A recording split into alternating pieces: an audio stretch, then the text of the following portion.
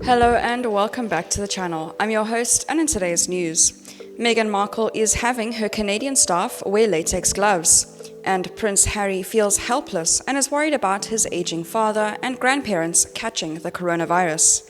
And baby Archie is being protected from any unnecessary stress and tension as the Sussexes batten down the hatches for a period of self-isolation.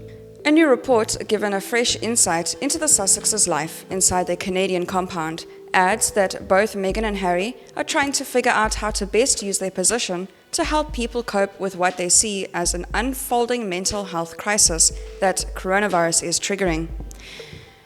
A close friend told the dailymail.com that Harry is feeling a bit helpless and isolated out in the middle of nowhere after leaving the UK earlier this month, and is worried for his 71-year-old father, Prince Charles, as well as his grandmother, Queen Elizabeth II, who turns 94 next month and has retreated to Windsor Castle.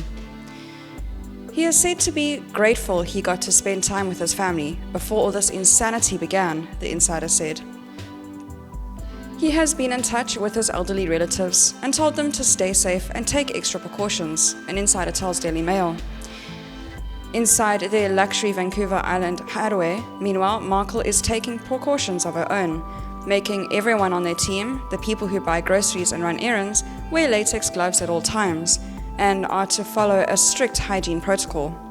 Only a select few will be able to interact with her, Harry and Archie, and she said she's keeping it to a bare minimum.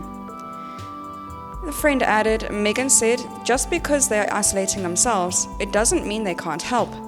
They aren't just sitting around at home doing nothing.